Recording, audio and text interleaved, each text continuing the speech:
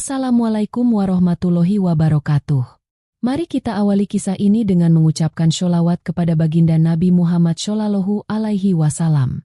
Jangan lupa untuk menekan tombol subscribe agar tidak tertinggal kisah-kisah penuh hikmah dan pelajaran dari channel Langkah Kisah. Pernahkah kalian mendengar kisah nyata tentang orang-orang yang dijebak dengan janji pekerjaan di luar negeri? Bagaimana kalau ternyata agen penyalurnya ada di tengah-tengah kita? Dan para korbannya nyaris tak bisa diselamatkan? Inilah kisah perjuangan seorang gubernur dan polisi dalam membongkar jaringan perdagangan manusia di tanah sendiri. Hujan rintik membasahi trotoar kota Bogor malam itu. Lampu-lampu jalan berpendar buram, dan suara kendaraan hanya sesekali terdengar. Di tengah malam yang dingin, seorang perempuan muda berlari terpincang menuju kantor polisi sektor Cibinong. Nafasnya tersengal, wajahnya pucat, tubuhnya gemetar. Aku dikejar, mereka mau kirim aku ke Kamboja," ucapnya lirih, hampir tak terdengar, sebelum tubuhnya roboh di depan pintu penjagaan. Petugas jaga malam itu langsung bergerak. Perempuan itu bernama Tika. Usianya baru 19 tahun. Ia berhasil kabur dari sebuah rumah kontrakan yang dijadikan tempat penampungan tenaga kerja ilegal. Paspor dan identitasnya sudah dirampas, dan ia hampir diberangkatkan oleh agen yang menjanjikan kerja di restoran, namun nyatanya penuh ancaman. Berita ini sampai ke telinga Gubernur Jawa Barat, KDM, dalam waktu kurang dari 1 jam. Ia langsung menelepon kepala kepolisian wilayah. "Kita tidak bisa biarkan ini terjadi lagi. Koordinasikan tim, saya ikut turun," katanya tegas. "Siap, Pak Gubernur," jawab Kompol Rizal yang bertugas memimpin tim penyelidik. Sore harinya, di sebuah ruang tertutup dalam gedung Pemda, KDM memimpin rapat terbatas. Di depannya terpampang peta lokasi, laporan dari intelijen, dan data para korban yang pernah berhasil lolos dari sindikat ini. Nama HJ muncul berkali-kali. Dia disebut sebagai otak dari semua pengiriman ilegal ini, kata salah satu anggota Intel. KDM mendengarkan dalam diam. Matanya menatap tajam ke arah peta. "Kita mulai operasi malam ini, tapi tidak dengan gaya biasa. Saya sendiri akan ikut menyamar. Kita harus menangkap HJ saat dia lengah." Rencana pun mulai disusun. Mobil logistik disiapkan.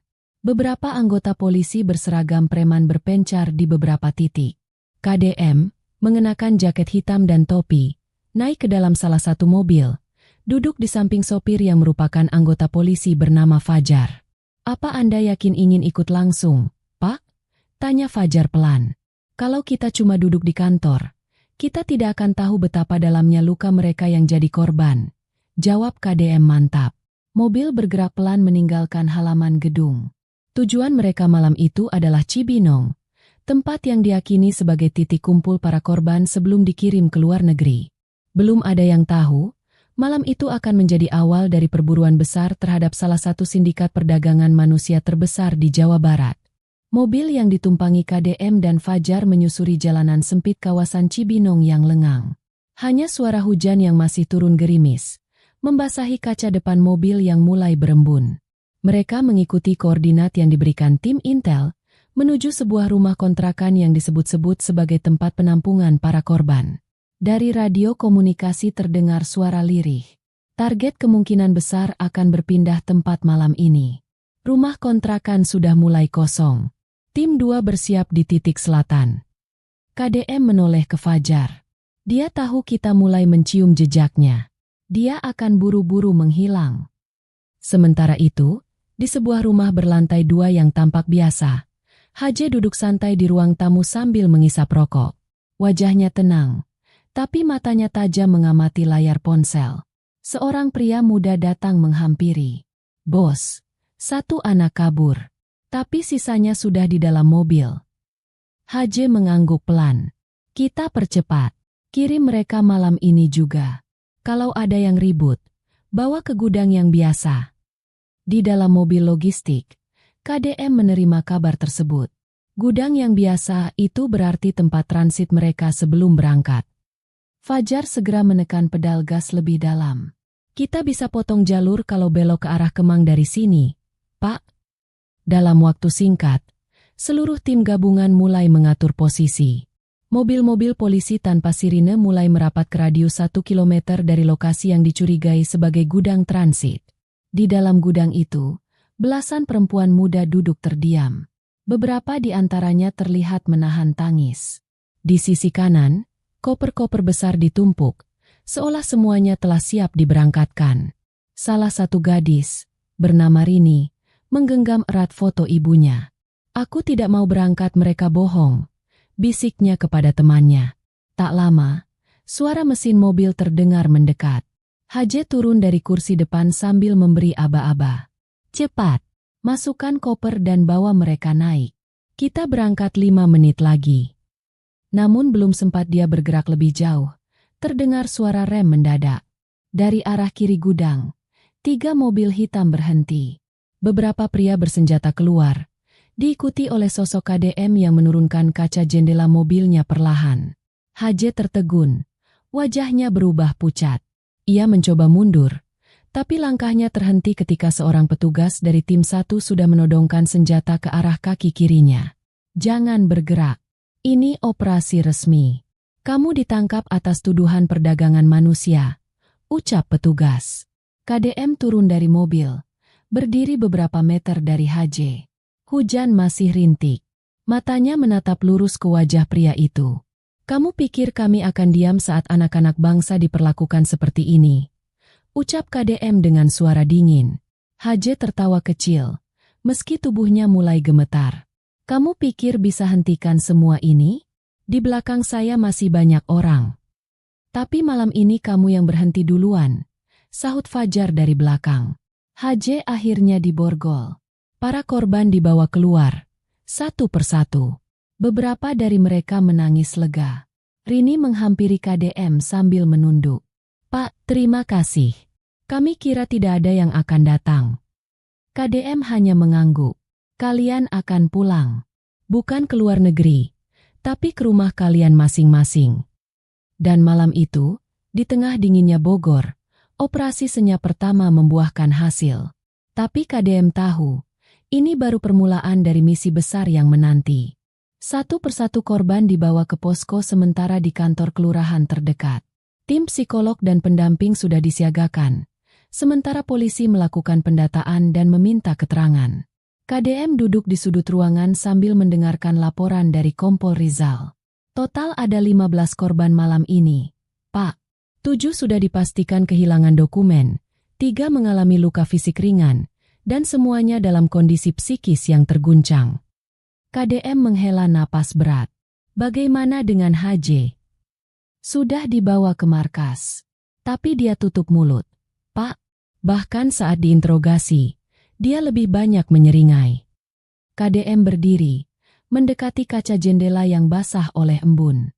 Di luar, langit mulai memucat, menandakan fajar akan segera datang. Dia menyimpan sesuatu, dia bukan aktor tunggal.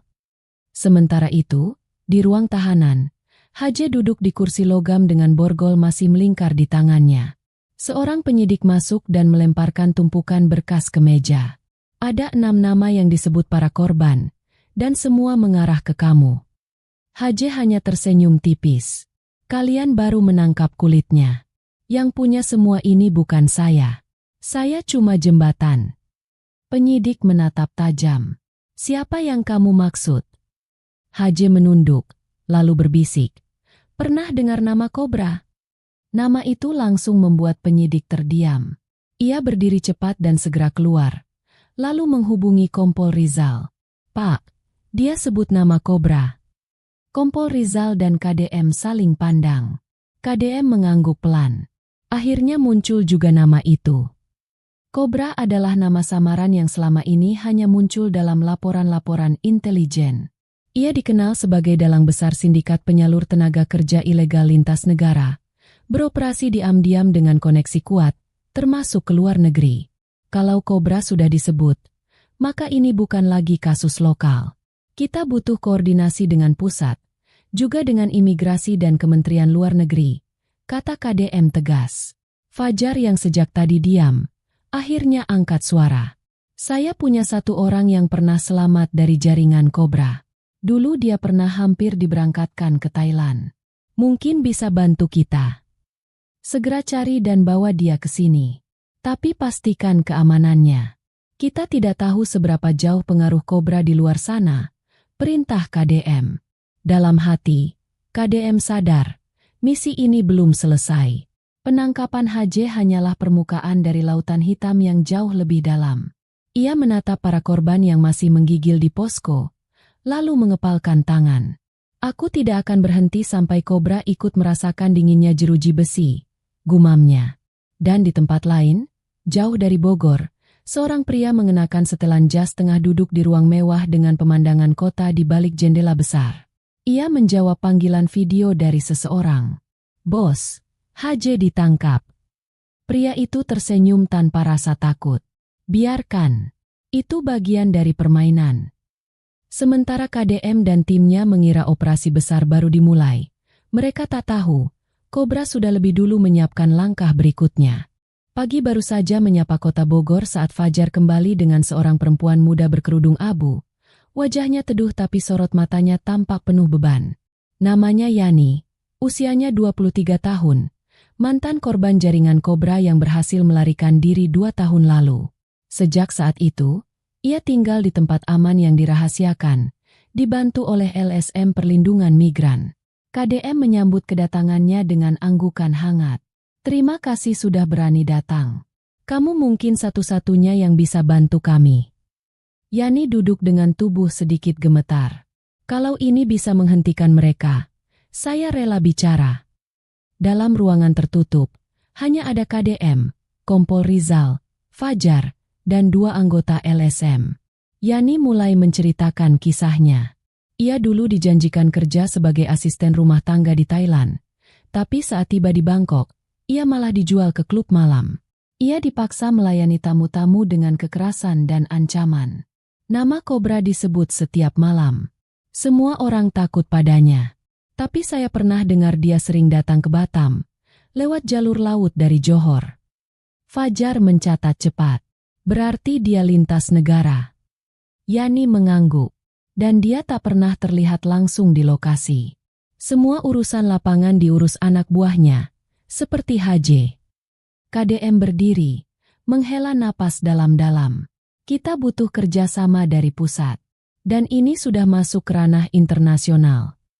Namun belum sempat langkah mereka berlanjut, mendadak terdengar suara dentuman keras di luar gedung. Asap mengepul dari area parkir. Petugas berlari panik. Pak, mobil pengawal meledak. KDM segera keluar dan melihat api menjilat bagian belakang sebuah mobil yang diparkir sejak pagi. Tidak ada korban jiwa, tapi jelas ini bukan kecelakaan biasa. Sebuah pesan tertulis di kaca belakang mobil menggunakan cat semprot merah. Berhenti urus yang bukan urusanmu, KDM. Kompol Rizal menggertakkan gigi. Ini ancaman. Mereka tahu kita mulai mendekat. Yani memucat. Itu gaya kobra. Dia tidak suka ada yang buka mulut. KDM hanya menatap api yang membakar pelan. Itu berarti kita berada di jalur yang benar. Setelah api berhasil dipadamkan, KDM memanggil seluruh tim ke ruang rapat. Ia berdiri di depan papan strategi yang kini dipenuhi dengan koneksi nama, peta, dan jalur pengiriman. Mulai hari ini, operasi ini kita namai Operasi Jala Hitam. Kita akan jaring semua yang terhubung dengan kobra. Kita akan kejar ke Batam. Kita kejar ke laut sekalipun. Semua anggota mengangguk tegas. Fajar menambahkan, saya sudah hubungi kawan saya di unit imigrasi Batam. Kita bisa mulai dari sana. Dan malam itu, tim KDM bersiap untuk misi selanjutnya. Tapi mereka tahu, semakin dekat ke sarang kobra, semakin besar pula bahaya yang menanti. Langit Batam diselimuti mendung saat pesawat kecil milik pemerintah mendarat di Bandara Hang Nadim. KDM turun bersama Fajar dan 3 anggota unit khusus yang dikirim langsung dari pusat. Mereka tidak membawa banyak perlengkapan, hanya tas ransel, laptop taktis, dan berkas-berkas penting. Semuanya harus bergerak sehalus mungkin. Di ruang rahasia milik imigrasi, mereka disambut oleh Kepala Imigrasi Batam, Pak Herwan, pria berkacamata yang dikenal tak kompromi soal kejahatan lintas batas. Saya sudah dengar soal HJ dan nama Kobra. Kita sudah lama intai pelabuhan tikus di Tanjung Uma. Dugaan kami, Kobra pakai jalur laut dari Johor ke situ. KDM membuka map besar di atas meja. Kami butuh akses penuh ke pelabuhan itu. Dan semua nama yang pernah lolos di bawah radar 2 bulan terakhir. Herwan mengangguk. Ada satu kapal yang mencurigakan. Nama kapalnya Sri Harmoni. Tapi terus ganti anak buah kapal. Mereka rutin sandar malam hari tanpa izin lengkap. Fajar langsung bereaksi. Malam ini kita intai kapal itu. Sementara tim menyusun rencana, di sisi lain kota, seorang pria berpakaian rapi namun wajahnya dingin sedang memandangi layar laptop. Di depannya, kamera pengawas memperlihatkan wajah KDM dan Fajar di bandara. Pria itu mengangkat ponsel. Mereka sudah di Batam. Kalian tahu harus apa? Siap, bos. Jawab suara berat di ujung sana. Malamnya, kapal Sri Harmoni mulai merapat ke pelabuhan Tanjung Uma. Di dalamnya, belasan orang dengan wajah ketakutan duduk berdesakan. Salah satu dari mereka, bocah laki-laki usia 15 tahun, mencoba menahan tangis sambil memeluk tas kecil. Di tepi dermaga, KDM dan tim berbaur dengan nelayan. Fajar mengenakan topi dan masker, menyamar sebagai pemilik warung kopi kecil. Target bergerak. Kami lihat 2 pria keluar dari kapal bawa tas besar. Bisik salah satu anggota lewat radio. KDM segera angkat tangan memberi aba-aba. Jangan serbu dulu. Kita tunggu sampai semua anak buah Kobra keluar. Namun tiba-tiba, terdengar suara motor mendekat dengan kecepatan tinggi. 2 pria bersenjata melompat dari arah belakang dan melepaskan tembakan ke udara. Serbu sekarang! Teriak Fajar sambil menjatuhkan satu penyerang dengan pukulan keras. Kondisi langsung kacau. Anak-anak yang di dalam kapal menjerit. KDM berlari ke dalam gelapnya dermaga, mengejar pria yang membawa koper. Saat pria itu hampir kabur lewat gang sempit, KDM melompat dan menjatuhkannya. Koper terbuka, dan isi di dalamnya membuat semua orang terdiam. Puluhan paspor, semuanya palsu. Dengan foto berbeda tapi nama yang sama, Junaidi. Itu nama samaran Kobra, gumam Fajar yang baru datang menyusul. KDM menatap foto-foto itu dengan rahang mengeras. Dia main lebih jauh dari yang kita kira. Ini bukan sekadar pengiriman tenaga kerja. Ini jaringan pemalsuan identitas internasional. Dan malam itu, dari dermaga kecil yang basah dan bau asin laut, KDM sadar bahwa langkah mereka baru saja menyentuh sisi tergelap dari permainan ini. Tapi ia bersumpah, meski bayangan Kobra masih samar, ia tidak akan berhenti sampai menemukan wajah asli di balik nama palsu itu. Subuh menjelang, Batam mulai terbangun. Namun di markas sementara operasi di rumah penginapan kawasan Jodoh, KDM dan timnya belum tidur. Mereka terus memeriksa setiap paspor dalam koper, mencocokkannya dengan data imigrasi dan Interpol. Semua paspor ini terhubung ke satu nama, Junaidi. Tapi asal negara dan foto pemiliknya berbeda-beda.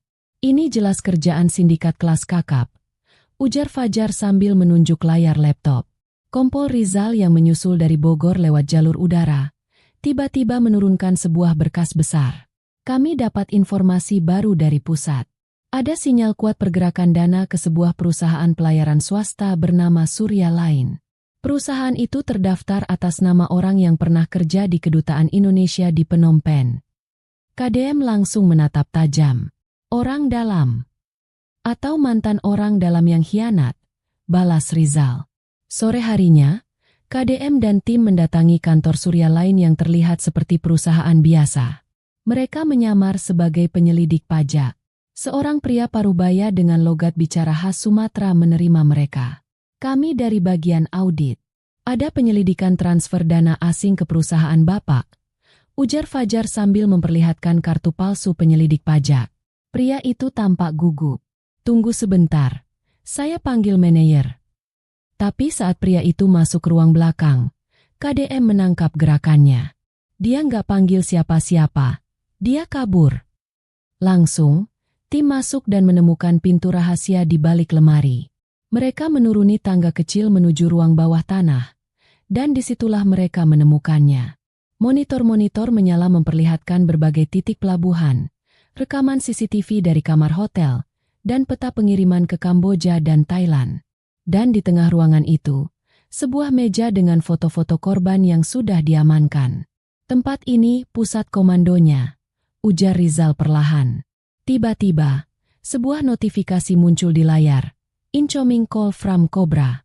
KDM tanpa ragu menekan tombol jawab. Wajah di layar membeku, seolah waktu ikut berhenti. Seorang pria berdasi hitam dengan mata tajam menatap ke arah kamera. Akhirnya kalian sampai juga. Tapi kalian terlalu lambat. KDM mendekat. Siapa kamu sebenarnya? Aku hanya penjual jasa. Kalian pikir bisa hentikan arus dunia yang lebih besar dari hukum kalian? Lihat sekeliling kalian. Aku bukan sendirian. Kalian hanya menggali lubang tak berujung. Sambungan terputus tiba-tiba. Dan seketika, alarm berbunyi keras. Fajar berteriak. Bom waktu. Semua keluar. Mereka berhamburan keluar dari bangunan. Beberapa detik kemudian, ledakan besar mengguncang kantor surya lain. Api membumbung tinggi ke langit sore yang mulai menggelap. KDM duduk terengah di aspal, menatap puing-puing di kejauhan. Dia tahu kita sudah dekat. Dan sekarang dia berusaha menghapus semua jejak. Fajar menatap KDM dengan wajah serius. Tapi kita sudah lihat wajahnya. Dan kita tahu kemana dia akan pergi selanjutnya. Rizal datang membawa satu flash disk yang berhasil diselamatkan. Ini isinya rute terakhir ke Phnom Penh, termasuk nama-nama calon korban baru. KDM mengepalkan tangan. Kita kejar dia ke sana. Kita akhiri ini di tempat asal jaringannya. Di tanah asing itu, nama Allah akan tetap jadi senjata kita. Dan malam itu, di tengah bau asap dan reruntuhan, mereka bersumpah, satu babak terakhir akan dituntaskan. Cobra tidak akan selamanya bisa bersembunyi. Langit Phnom Penh sore itu mendung, seolah tahu akan ada badai yang datang. Di bandara internasional, 3 sosok berjalan cepat menuju pintu kedatangan. KDM mengenakan jaket lapangan dan kacamata hitam. Di sisinya, Fajar membawa ransel taktis, dan Kompol Rizal mengecek pesan di ponselnya dari KBRI. Tim kita dari Interpol Kamboja sudah siap di lokasi, ujar Rizal cepat. Tempatnya adalah villa terpencil di pinggiran kota. Cobra dilaporkan ada di sana sore ini. Dengan kendaraan yang disediakan oleh kedutaan, mereka bergerak menuju distrik Chbar Amphoe. Sepanjang jalan, mata KDM tak lepas dari kaca jendela. Dalam hatinya, ia tak berhenti bersolawat. Ya Allah, jika hari ini akhir dari perburuan ini, kuatkan langkah kami.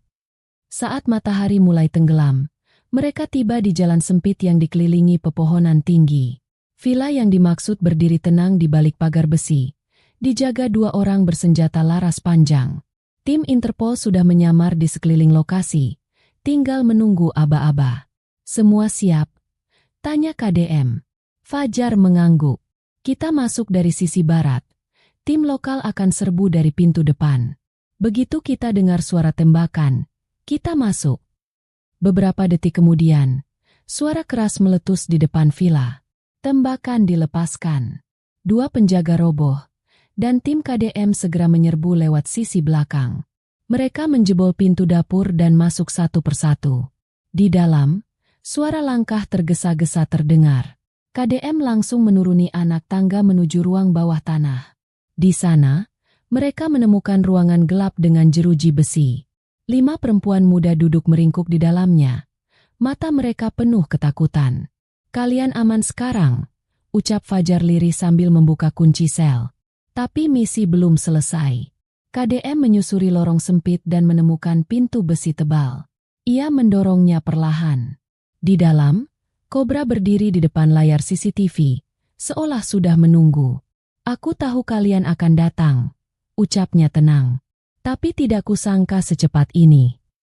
KDM melangkah masuk tanpa gentar. Permainanmu selesai, Cobra. Pria itu menoleh. Wajahnya sama seperti di video. Datar, tajam, tak menunjukkan rasa takut sedikit pun. Tapi tangannya perlahan bergerak ke pinggang. "Jangan lakukan itu," teriak Rizal yang baru masuk. Terlambat. Kobra menarik pistol kecil, tapi Fajar lebih cepat. Tembakan satu kali menggelegar, dan tubuh Kobra terhuyung lalu jatuh ke lantai. Pistolnya terpental. Hening sejenak. Lalu suara isak dari para korban di ruang belakang mengisi udara. KDM menunduk, mengambil pistol itu. Satu peluru mengakhiri kejahatan bertahun-tahun. Beberapa jam kemudian, seluruh korban berhasil dievakuasi. Polisi Kamboja dan perwakilan dari Kedutaan Indonesia bergerak cepat mengurus dokumen dan perlindungan untuk para korban. Media lokal menyebutnya sebagai operasi lintas batas paling berani tahun ini. Di balkon hotel malam itu, KDM menatap langit Phnom Penh yang kini bersih dari awan. "Ini bukan kemenangan kami. Ini kemenangan para korban yang tak pernah berhenti berharap." Fajar menepuk bahunya. "Dan bagi kita, ini pengingat bahwa di dunia yang penuh kegelapan, tugas kita adalah terus menyalakan cahaya walau kecil sekalipun." Dan dengan itu, kisah penangkapan Kobra berakhir. Tapi bagi KDM, perjuangan belum selesai. Karena selama masih ada ketidakadilan di balik batas negara, tugasnya belum tuntas.